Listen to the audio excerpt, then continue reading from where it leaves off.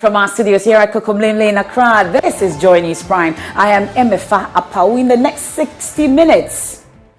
There are a lot of corrupt people. There are a lot of thieves in my own ministry. You sack them, you employ new ones, and when they come, the new ones are even worse than those that you sack. Roads Minister fumes one more time. This time he alleges there are thieves and corrupt officials in his ministry who aid wrongdoing. We get transporters from other countries, neighboring countries, coming to pick cargo from the ports, and they don't respect our asset load regime. Also in this package, Parliament Special Committee probing alleged plot to remove IGP warns former NPP Upper West Regional Chairman Bugri Nabu not to hold the committee to ransom, insisting there will be consequences. I beg to say that this is not like we're going to be breathing down, on the noses of those who attend this committee. But we want all witnesses to respect the committee, especially our timetable. We'll tell you why the chairman of the committee was not buying the excuse that Bugri Nabu was unwell. Also, President Akufo-Addo makes a strong case for the reform of the United Nations and the global financial architecture, as he argues Ghana and Africa have been exploited for far too long, resulting in our economic situation. The crisis of the global financial institutions and of global governance under the United Nations system, which were created from the rubble of the Second World War, is a deep crisis.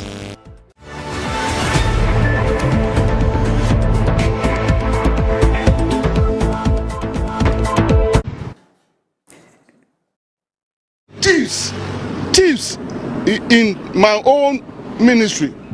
You sack them, you employ new ones, and when they come, the new ones are even worse than those that you sack. Tonight, Roads and Highways Minister Kwesi Amoako-Attah is fuming once more, and this time alleging that there are a lot of corrupt people and thieves in his ministry. The minister was visibly angry. He said when some of the corrupt people are sacked and new ones brought in, the new entrants are worse than those he sacked. Ms. Amoako-Attah made the remarks during an inspection tour of the ongoing Valco Runabout Tukbong Road reconstruction project on Wednesday, August 23. Today, the report that we have had in recent times, even though we were aware in the past, and the reports we have had from the MCE of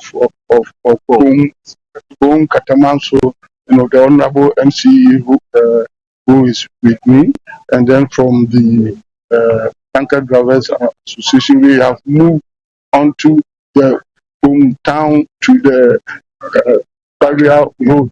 It's about 3.4 kilometers, and it's also in terrible shape. This is being added to the contractor's work, as extension, through variation order.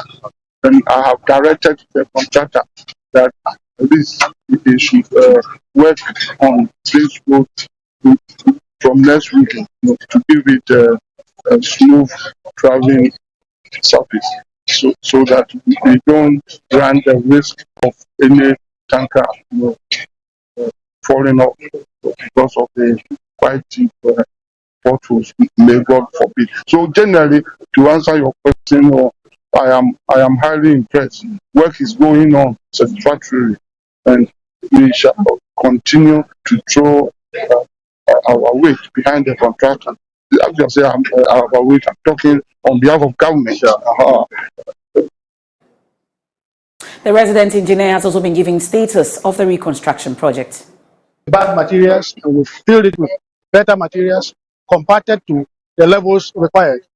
On the right hand side, we've done the same compaction, but we are left about 2 kilometers of the top to be, that is top 250 millimeters. Yes, to be done. About 2 kilometers to be done. And then that would have finished all the shoulders. We also have culverts on the road, about 7 of them. We've done 6. We are on the last one, working right now. That is the one in front of Central. Okay. That is the one we are working on. Once we finish that one, we'll come back to Pong again and we begin the main road, that's the main carriageway, and begin to take out the bad materials and then replace with the very good materials, build it up, and then do the road itself. That is where we are now. If we look at all this and put them together, we are nearing about 25% of the road. Yes, and we are sure that with support from government and from all the stakeholders, we will be able to finish this one. Not too long. So far, we have not been able to advance money to the contractor yet, and that is part of the problem. We need money to be able to progress the job. If that one comes into play, I think within 12 months, it should be able to finish. Yeah. So that's the state of the Bong reconstruction project. But earlier, the minister raised concerns about the use of these axle loads and the corruption within his ministry. He maintains that thieves and corrupt officials are aiding and abetting some of these breaking of the rules on the roads. There are a lot of corrupt people. There are a lot of thieves in my own ministry. You sack them, you employ new ones, and when they come, the new ones are even worse than those that you sack. Members of the press, you see the harm we are doing to our country. All of us and our government is spending millions and billions of money to fix our roads. You know, we get transporters from other countries, neighboring countries, the landlocked countries, you know, coming to pick cargo from the ports, and they don't respect our axle load regime. Look at all these vehicles parked here, and they park here hours on end. My information is that some of them are now going through the documentation process at the port, so they could park on the shoulders of the road for more than 24 hours, and the pressure on the road, they have destroyed the shoulders of our roads. The customs people are manning some of the barriers, the police are manning the barriers, but they get free access through our corridor. What are we doing to our country? Because of bribery and corruption. Well, let's interrogate further some of the concerns raised by the Roads and Highways Minister. Let me bring in anti-corruption crusader, a key one at that. Mr. Michael Boadi joins us via phone. Thank you so much for your company this evening here on Joy News Prime. So we've been listening to the Roads and Highways Minister fuming about the corrupt officials and thieves, he adds, in the ministry, aiding and abetting the breaking of these particular laws. Should we be having sympathy for him, or they should work harder to read out these bad nuts? Well, good evening and good evening to your viewers. I think that permit me to quote what the Constitution says about corruption. It says that if you look at Article 35(8), it says that the state shall take steps to eradicate corrupt practices and abuse of power. Now, who are the managers of the state? The road minister has no business complaining and lamenting. I mean, the fact that the road minister says that he sacks people who engage in corrupt practices completely betrays his understanding of what the law says. Corruption is a criminal offense. The way to treat corrupt practices is not to sack them. It is to report them for investigation, prosecution, and sanctioning. So that is why the road minister will continue to sack people. They will come, others will come and perpetuate the same crime. I think that it is getting to the stage where the ordinary man, you and I on the street, are getting frustrated because we get a sense that our managers are doing something else from what the law mandates them to do. We cannot cry with the road minister. We cannot sympathize with the road minister. I think that the road minister must do the right thing. If he has identified persons who are corrupt in his ministry, he must report them. Failure to do so is a total betrayal of the state. It itself is a complicity of the crime that is being perpetrated against the state. And so we beg him, he should stop lamenting. He should just do the right thing. Report them, have them investigated, prosecuted, and then sanctioned so that it will serve as a lesson. The road minister must show us evidence that he is committed to helping this country develop. Okay. It's as simple as that. But substantively, though, Mr. Michael Gwede, shouldn't we cut him some slack concerning the fact that there are officials, even without, not those even within his ministry. He talks about the police, immigration service, amongst others, also aiding for these axle loads, laws and rules be broken. Really, I think that he should be commended also for highlighting the situation, shouldn't he? No, I think we have talked too much in this country. It is about time to act. The talking has been too much. Look, if he thinks that he has evidence that the police, the customs are engaged in these corrupt practices, that he is in a position to engage their superior, and then the necessary action is taken. He has the competence, he has the know-how, he has the resources, the capacity to even conduct an investigation so that we can identify the culprits and then have them punished. Okay. It is not enough to complain. As for the complaining, we have heard complaints.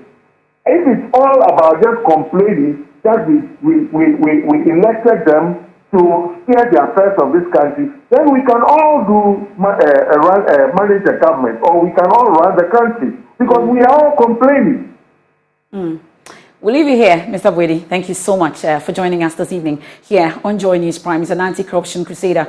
Away from the roads, though, it was an exclusive secret recording on which the former MPP Upper West Regional Chairman Bugui Nabu was heard talking to two senior police chiefs allegedly plotting to remove the IGP. I bet you remember that leaked tape as part of a conspiracy to rig the 2024 elections. Today, Parliament's Special Committee began public hearings into the matter and wasted no time, warning it will not be held to ransom. The committee was left fuming after lawyers for Bugui Nabu showed up with an excuse that their client is unable to appear before the committee because he was ill. Listen to Chairman of the committee. I do not believe it is right and proper that when people are invited to appear before the committee, they have scheduled the committee. It should be the other way around. The committee, if you know all the sacrifice, people should be in their constituencies and the rest of it, they are here. And the witness is the one who is trying to hold us to ransom. So these are my initial remarks, and I expect that all those who appear before the committee will know time consciousness is very important for us. It's not a witch hunt. These are very decent members of our community, and we'll give the devil his due. The committee received a letter yesterday under the hand of lawyer Raymond Donyo, whose base of practice is Crab and Co. Requesting of the committee to excuse Mr. Bugui Nabu, who is supposed to be our first witness, because essentially we are supposed to investigate a tape, and it seems to us that he has originated the tape or whatever it is like, and council is saying that we should excuse him for today on grounds of ill health. Okay, fine. I want to say that that could be a reason why we will not do business today, but it is not good enough reason, for the simple reason that unless it's a debt-dealing malady, then we can say, oh, for one measure or the other, we can say. We do not have any supporting document, by way of a medical practitioner that this gentleman should be excused. So we do not want people who appear before this committee subsequently to be using excuses to delay our work. It is very, very important. And what we intend to do is that the committee wants to confer, and we will see the next agenda date, which will be very, very good. And he comes in here and we conclude the business. Well, the chairman of the committee, Samuel Atachia, together with his vice, James Agauga, have been interacting with my colleague Evans Mensah on Top Story on radio, giving further details on what the committee is looking out for. When he should confirm the audio and also identify those who were a part of the space where it was recorded, then we can then invite people properly. This is a humble view of the matter, that the whole investigation or interrogation of the matter is premised on an audio tape. And we have some modicum of evidence that he was part of it. What we are trying to do is to do a proper fact finding.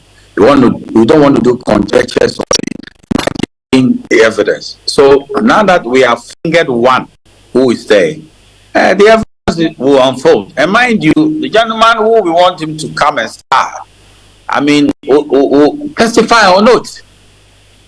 You see, which is a very serious matter. When you testify on oath and you don't want to come forth with the truth, then you are treading on dangerous ground. They call it perjury.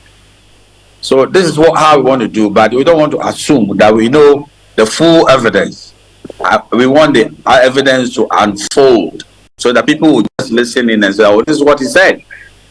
And then it will be interrogated. You have the benefit of counsel, so I don't think there should be a problem at all. If a former summons had been placed on you that you should appear before court and you don't want to come, the next stage is what we call, we won't call ourselves a bench. No, they call it bench warrant will be issued, but we are not a bench. So the proper, processes will be issued, and the police who work with the parliament will effect it for us. We thought that, look, we would give Buri Nabu the benefit of the doubt and allow them to come on Monday. And the chairman had, words of wisdom for them, and council fortunately took a cue from the admonitions of the chairman. And so we expect that moving forward, witnesses who would be appearing before the committee would accord the committee the respect that the committee deserves. Look, we are on vacation. We ought to be in our constituencies. But you see, the committee, the speaker tasked us with this job to look into the leaked audio and make recommendations to the House. They gave us some timelines. We don't want to default. And so it is our expectation that there will be cooperation, and then we can work expeditiously and put matters to rest. We'll send recommendations to the plenary, and appropriate decisions will be taken. One of the tasks of the committee is to authenticate the audio. So we will not take things for granted. When Mr. Buri Nabu clearly has been identified as one of the voices captured in that audio appears, I guess one of the objectives of the committee would be to authenticate that, yes, indeed, the audio is not somebody's imagination. It was real. He took part in those meetings. And of course, we'll be expecting that he would also assist the committee to identify those who engaged him in those conversations on the leaked audio.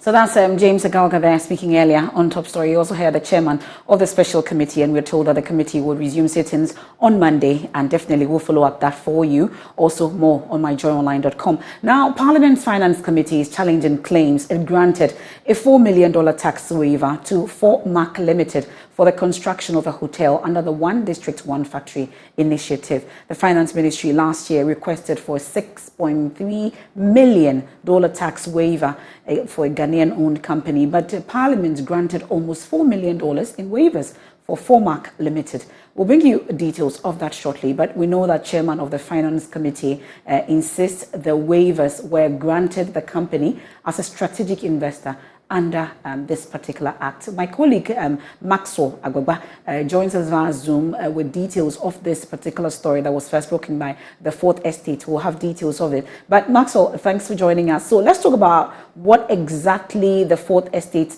say about the tax waivers. Yes, so the waiver, we are told, is to cover import bills and other import-related taxes of the company.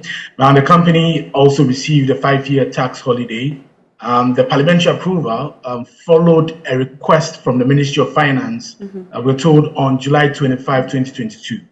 Now, the ministry initially sought approval for almost $6.4 million in import tax relief for the construction of the 4-star hotel. The 160-room hotel, we are told, is expected to open its doors to customers in 2025.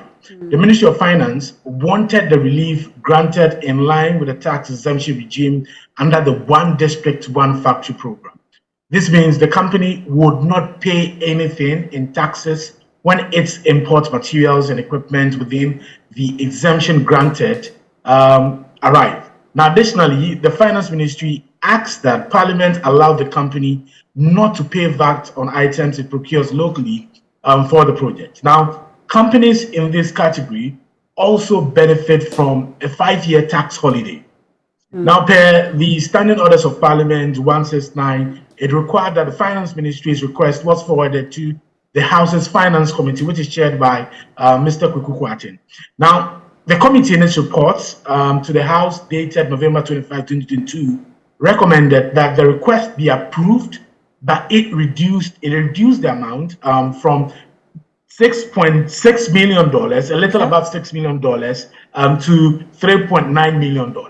Now, the committee noted that it included in the taxes to be waived was domestic value added tax, which is a domestic indirect tax. Now, the committee, however, considered that in the light of the new tax exemptions regime, the domestic VAT should be removed from the basket of waivers. Okay. The report also made a case for the exemption, and the report said the tax waiver for Formark Limited is consistent with the government's overall policy to propel industrial growth under the 1D, 1F program, as it would contribute significantly to job creation in the tourism and hospitality sector, MFA.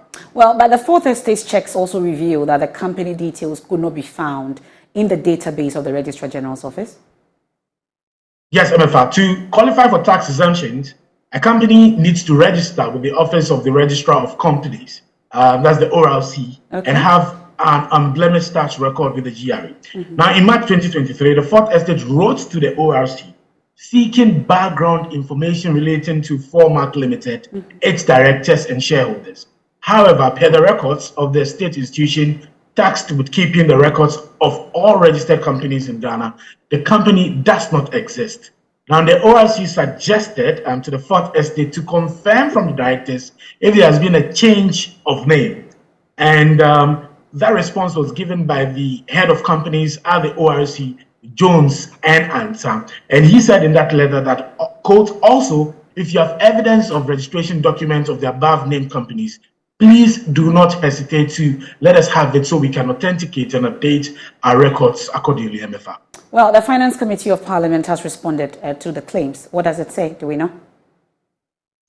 Yes, MFA, it said that the report was inaccurate, and it stated that it gives some kind of justification for the committee's recommendations in this report. Now, it's quoted here as saying that the committee noted that subsection 4 of the Ghana Investment Promotion Center GIPC Act 2020, Act 2013, Act 865 authorizes the board of the authority to negotiate specific packages for strategic investments. In addition to the incentives available to any enterprise under the tax, customs, and other laws. Now, this is for the purpose of promoting, we are told, identified strategic or major investments. Now, the board of GIPC, we are told, have therefore satisfied itself that the construction of the hotel is a strategic investment that deserves to be supported under the Act and intends to extend the needed support to the investors to realize the objectives. So this is an extract from the committee's report, and it concluded by saying that, so it is evident from all the records that the Minister of Finance request for a tax waiver of $6.3 million was in favor of the Mark IV Company Limited as a strategic investor under the GIPC Act 2013. And the approval of the reduced figure of $3.9 million by Parliament upon the recommendation of the Finance Committee was also in accordance with same MFA. Okay, thank you very much. That's Maxwell Awegba. We can hear from the chairman of the Finance Committee, Kweku Kwarteng, there interacting with us earlier. But clear that our recommendation was for the company to be granted tax waivers as a strategic investor. There were other portions of the report, obviously because the preparation of these reports sometimes are done on the back of previous reports prepared. So when the workload on our clerks is big, then they pick reports that are similar to the referral being considered, and then they try to replace the essential elements of the report with a new referral. Unfortunately, sometimes these things slip through. But I think anybody who reads the report in total and reads the minister's memorandum to Parliament and reads what appeared on the other paper and reads all that has happened in Parliament would be in no doubt that this was a strategic investor waiver referral. And that is where we thought the Fourth Estate should correct the error in order not to leave the public with the impression that somehow we had granted exemption to a hotel, which exemptions are meant for factories. That's the chairman of the Finance Committee of Parliament. Thankfully, Seth J. Bokpe of the Fourth Estate, he led the team to work on this particular story, and thankfully he joins us via Zoom. Thank you so much for your time. So you've been hearing the explanation so far that's been given by the chairman of the Finance Committee on this. First off, they tell you that it's an error that this particular tax waiver was captured under 1D1F, for which reason you should not go out the way you did in terms of this particular story. Is it tenable for you? Thank you very much, Amafa. I think that it's rather unfortunate. Parliament is a house of records. If we cannot trust records from Parliament, I don't know where else we can consider official. Now, if you read section 4.0 of the Finance Committee's report titled Required Waiver, it says to ensure the execution of the project and in line with the tax exemption regime under the One District, One Factory program, the Ministry of Finance is seeking parliamentary approval to exempt import-related taxes and domestic VAT up to the cedi equivalent of almost $6.4 million on materials and equipment to be imported and procured domestically for the construction of the facility. Now, clearly, this is what the Finance Committee wrote in its report. This report was signed by Mr. Kwarteng.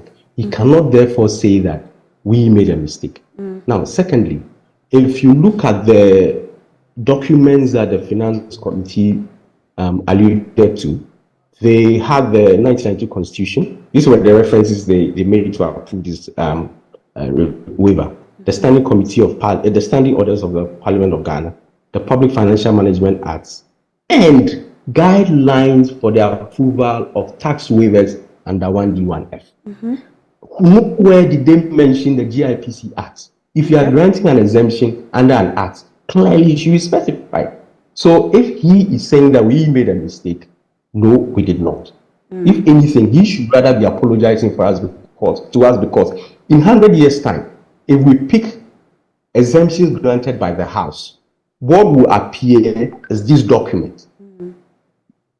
This is what will appear. Okay. Not what he is saying on air. Okay. What will appear is what is in the document. That correction should come from Parliament, definitely. But really, this bit also about this company not existing in the records of the Office of the Registrar General. I'm sure you've been trying to reach this 4-mark limited. What has been the explanation so far?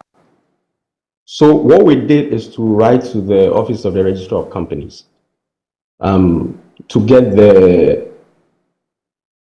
names of the directors, basically those behind the company, the names of the directors and shareholders.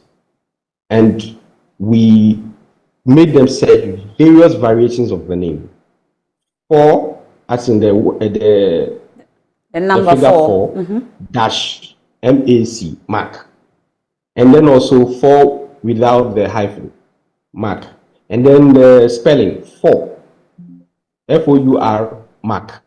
We did not find it. However, today, this morning, we had a call from the Office of Registrar of Companies that they have found the name.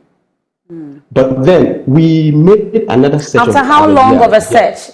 Seth, after how long of searching? We actually sent this letter in March 2023. Yes, March 2023. Yes. And then also another search we did at the GRA shows that the company existed, but a number attached, Oh dear. And we call the number. The gentleman says he doesn't know anything about the company.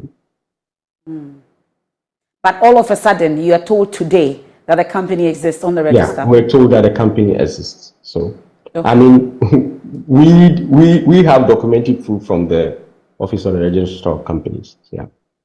I'm sure this is a story that's still developing and that will be following on the Fourth Estate. Thank you so much, Seth J. Bokbe, for joining us with the details. We'll take a quick breather here.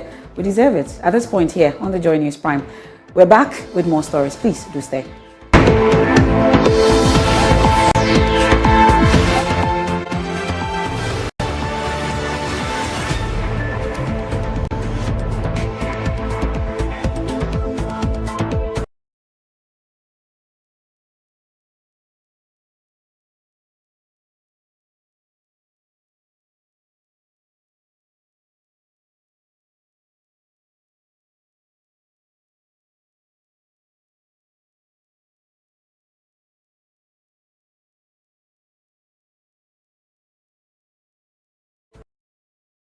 You're welcome back. This is Joy News Prime live on myjoyonline.com, here on Joy News and also on Joy Prime Television. Now, Joy News can confirm that some forest reserves are active with irresponsible mining, contrary to President Akufo-Addo's assertion that all reserves have been cordoned and protected.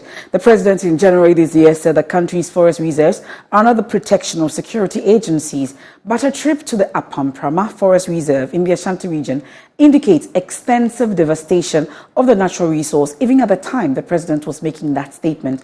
In the first of a series of documentaries titled Forests Under Siege, Erastus Asaredonko puts the spotlight on the Apamprama Forest Reserve.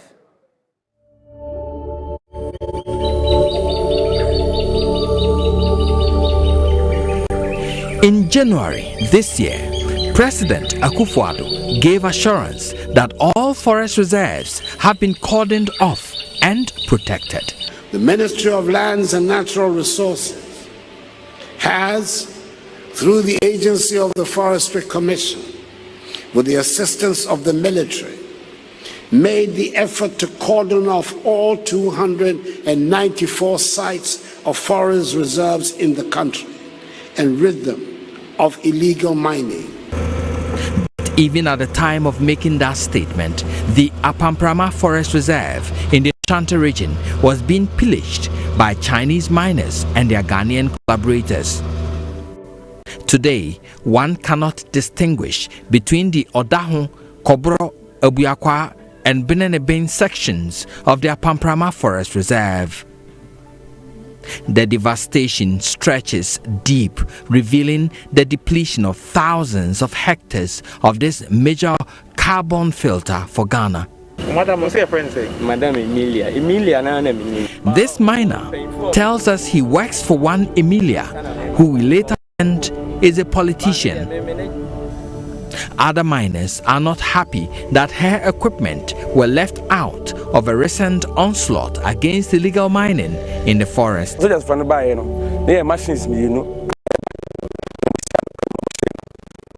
soldiers came, they met one of our excavators on the road and they bent it. These equipments belong to Mama Emilia's group. She's a former women's organizer for MPP at Japan. We don't know why they did not burn her equipments. The chief of Kobro, Nana Yao Enin, tells a story of how he and his elders were treated when they confronted soldiers guarding illegal miners in the forest in 2022. On Monday, I, my linguist and some of my elders took a trip deep into the forest. We met a barrier manned by armed soldiers. This was in 2022. I introduced myself as the chief of Kobro and caretaker of the forest for Bekwai Paramountcy. I told them we've noticed some activity in the forest. We demanded to see their documents so we could inform the king of their presence. The soldier called the owner of the mining site on phone and told him of our presence. His boss told him to ask us whether the forest is owned by the government or the people of Kobro. We couldn't challenge the armed soldiers, so we left.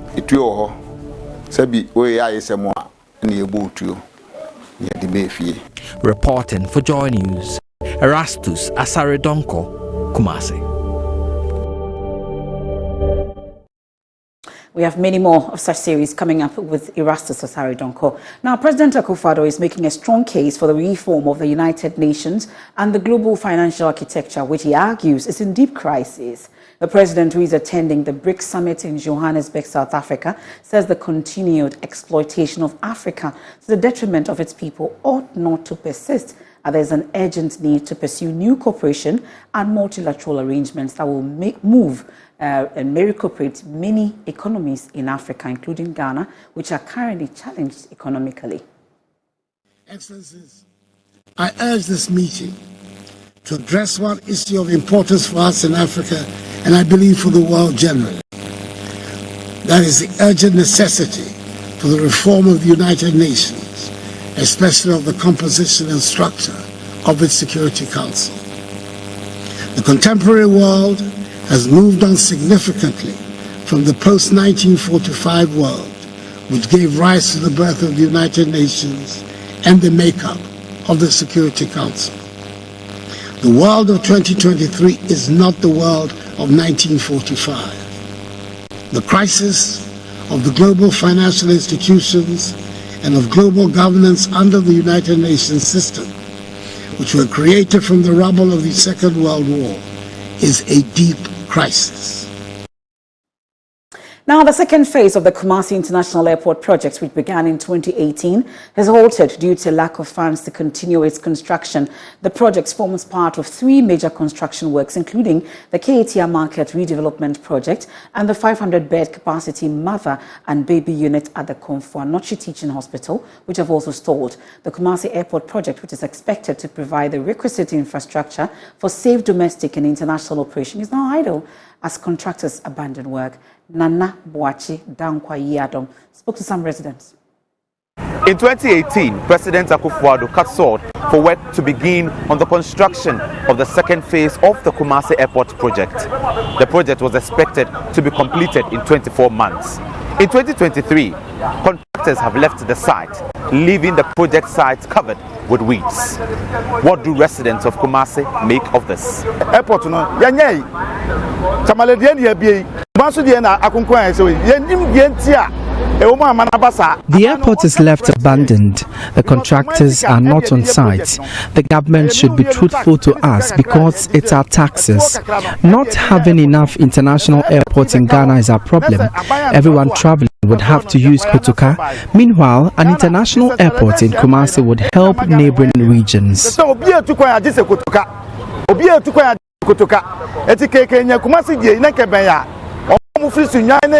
Other villages so Kumasi Naka Buamo Mino Atumpon etu the Kremune and Chaye Kra. It's about all kind of crunch trade. Near Muse project no if you contractors the problem and I say if you want buying some. Everyone they are say they no gusu gidi pa on person here they on person here juma no. But I say I is slow pa and I'm for na is omu tu omu sa. They started very well, but now things have slowed down. We don't know what they want to even do now. They should work on it for us. No monye adwuma because Asante region ye hia nema ye nkwan de up to now ye hu say ye bie ana say de no aha. Come ye sha say 2018 dey. Sabi nkoma wi da because omu sha say 2018 ansa no mkɔhye tamalidi na se. Nsisi aye ka say tamalidi o mawi. The construction began in 2018 before the Tamale Airport. It should be completed by now. At the moment, the government should focus on having an international airport completed as soon as possible. Ghana no infinity was a new part or how more than Tamale so had the dada. This abai mon so na onye had no am I. Kajman Gamuni and say akosia be fit ase anka wan wi na ka kwajo baran kwato aso. Na mi hu na de kontre e ma sa ni pa kosa adwene mu. And the oka from dua kure. Na me kura me kan bibi to say affordable houses a president Kufuor kura esi abesine at say I don't even know why some projects stay anytime there is a new government. There are several projects abandoned. It's a problem. Going forward, anybody traveling will be in difficulty since this project has been abandoned.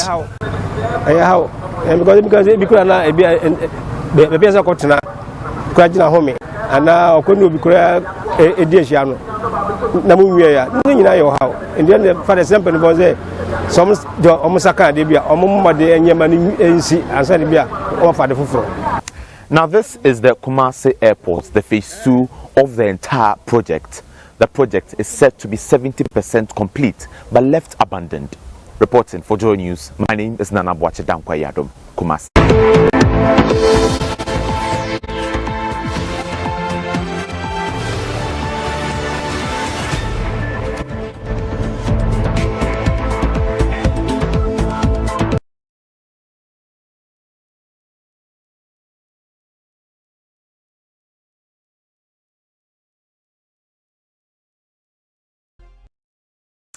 It's a Thursday, a day away from the weekend, and Rebecca Cheneboa, yeah, baby, Dako, E with Bex is here. I'll see you. Stop mentioning the name. Yeah. Okay. Well, let's talk about Kwamina MP. I'm not too sure.